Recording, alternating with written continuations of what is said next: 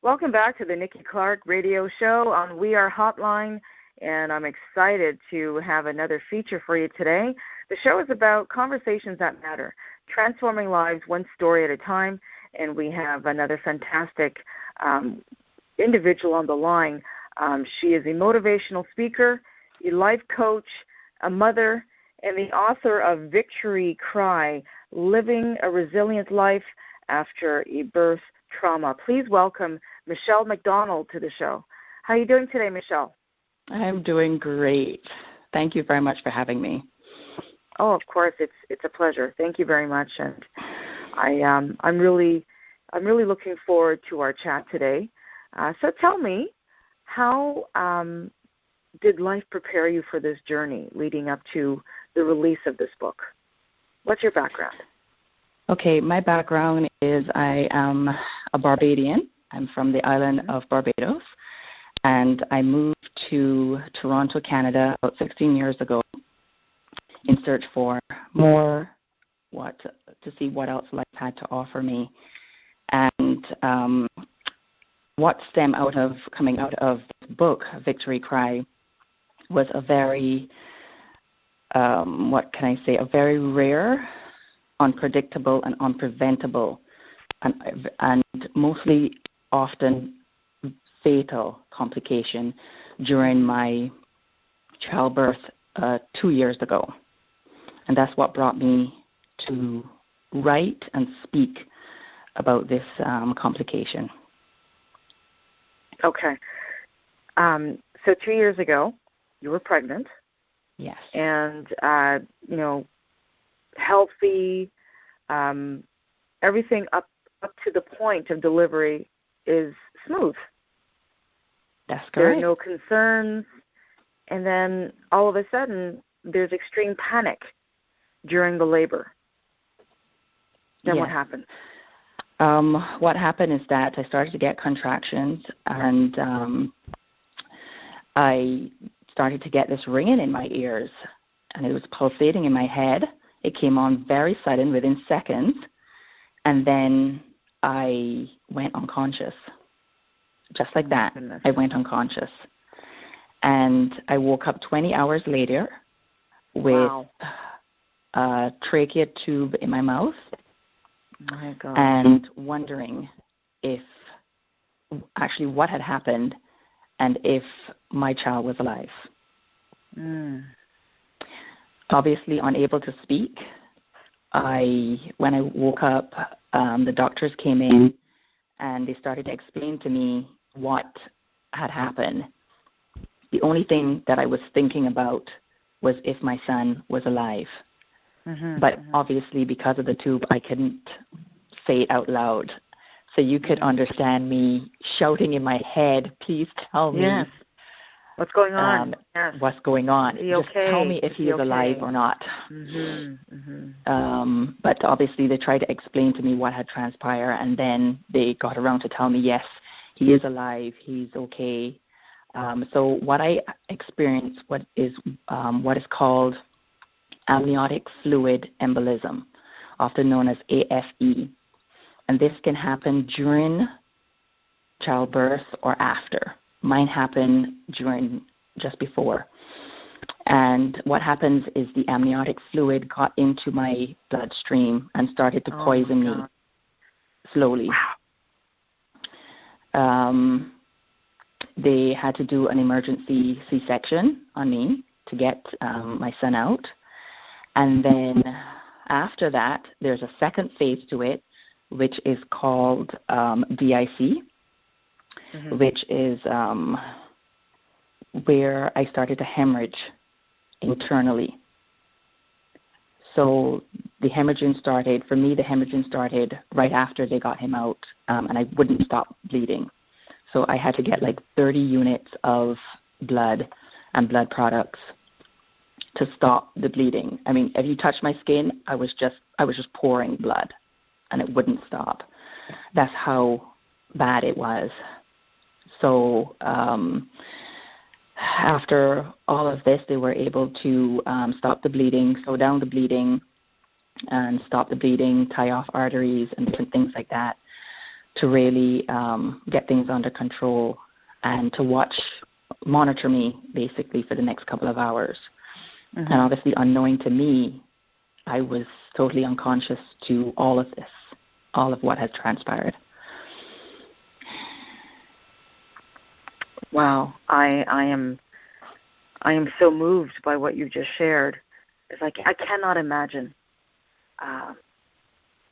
what transpired and your experience. And I went through the labor and delivery process actually twice. My first daughter was delivered through C-section, but that was traumatic enough for me. Yeah. In a normal situation, I cannot imagine the anticipation of a normal delivery and then having to fight for your life. I was literally fighting for my life. Now, This happens they've estimated in 1 to 40,000 births, and 40% of mothers and babies do not make it. It doesn't matter your race, it doesn't matter your age, it doesn't matter your socioeconomic background, what form of delivery you're planning on having, or the what order, if you have had, this is your first child or your 7th child. It doesn't matter.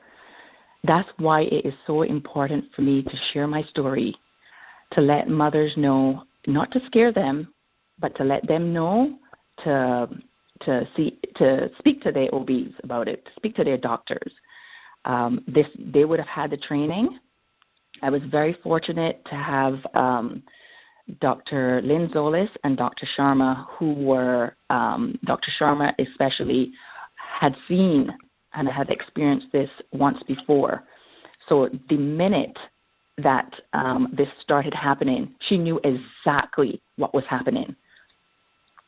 And it's just so important to be ready for this, because things happen and move so quickly.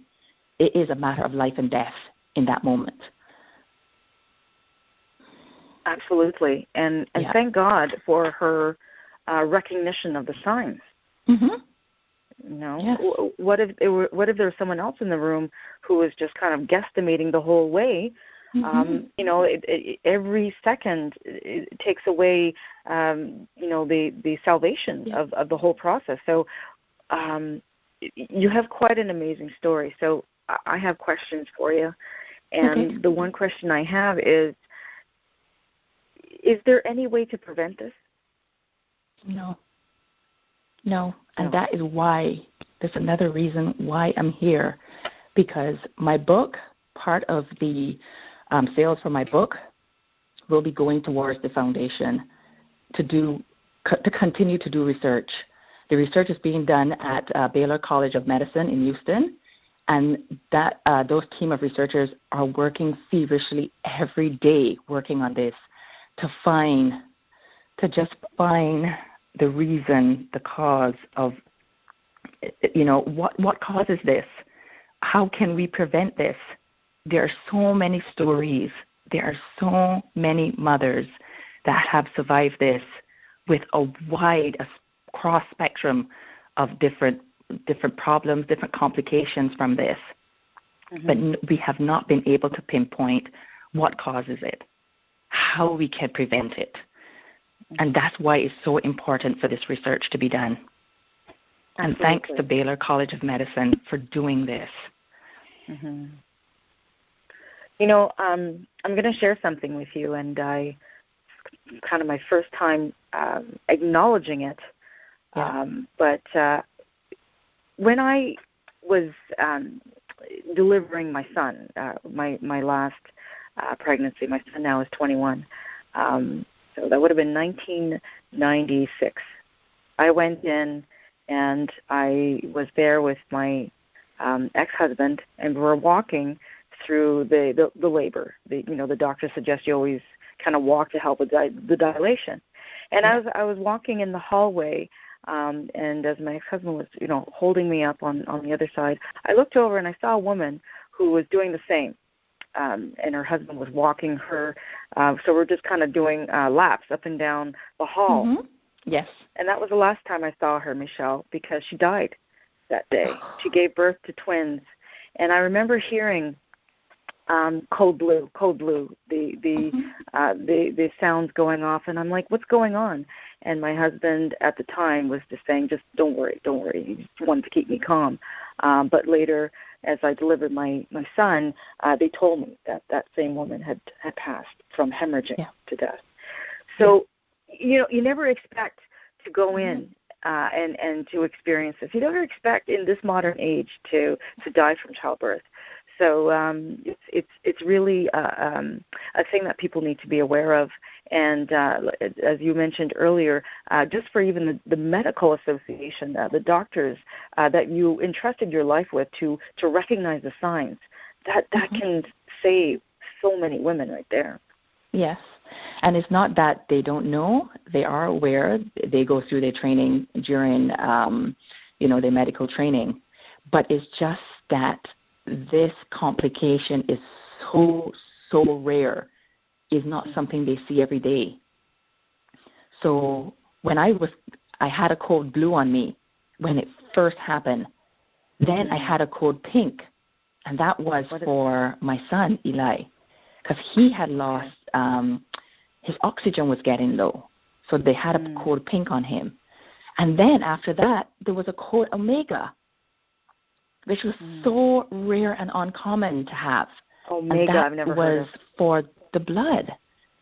So much blood I needed because I started hemorrhaging. And the blood wasn't even at the hospital. They had to get the blood from another hospital here in Toronto. So 3 codes on me in succession so quickly. It is, my heart and everything just go out to those doctors and nurses that day at North York General Hospital here in Toronto.